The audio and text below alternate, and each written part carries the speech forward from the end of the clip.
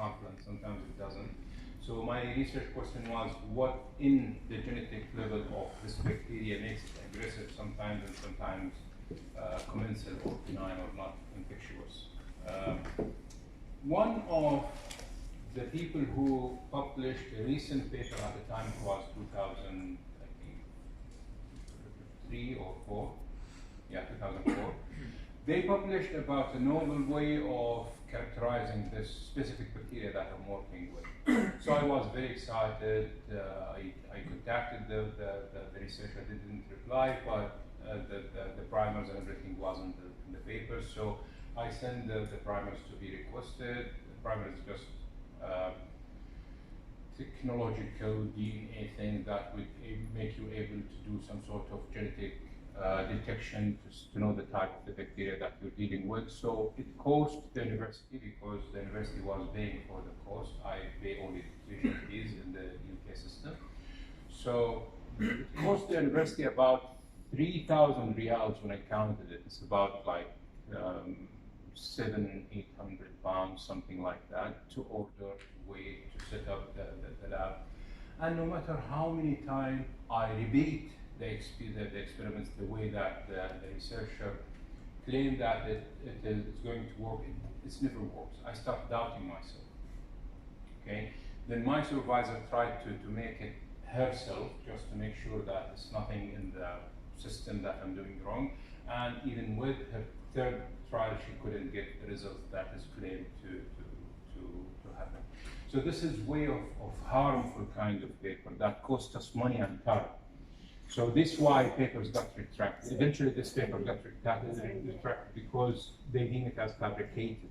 And Dr. Abdullah will talk about this kind of things later on. So writing your methodology is the recipe book for any other researcher to do what you are trying to do. And this is what I always look into when I open when I get convinced about the abstract. I go to the methodology. Is it convincing?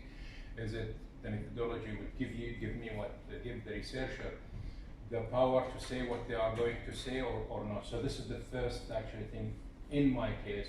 I look into the paper. After that, I verify the results. Is the results really logic and says what the conclusion says, and then I indulge the conclusion.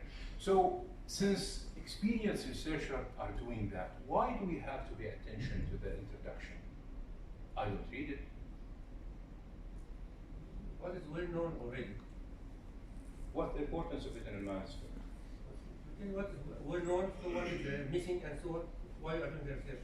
But I don't read it, and I assure you, Dr. Rayad doesn't read it, Dr. Abdullah doesn't read it, my supervisor never read it, a lot, of course, some read it.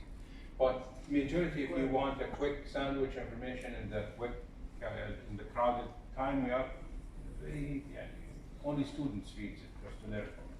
Sir, I have a question. Sir, introduction, sir, is it necessary to have the recent reference articles in the introduction part? Okay. Sir, one of my, sir, he told that in introduction, very right, I mentioned that in introduction that which research have been done, a recent one, so that the researcher knows that you have gone through all the literature. Okay. Sir, is it okay, sir? All right. In our introduction, we start from evident facts. Okay. I rephrase, but I make this trap specifically for you to fail it. I don't read it when I am the end user of the article when it's published already. But I have to read it if I'm a reviewer. Not only read it, I have to rate it. I have to make my own search to make sure that what the researcher says is the cutting edge information about what he's providing to us. So if there is a recent paper that is not cited in this introduction that has something serious to do with whatever he's going to study, this is a rejection of the paper, or at least major kind of correction. How could you reach to go to all of these conclusions, do all this methodology, without knowing that this paper exists in the literature and you didn't even use it?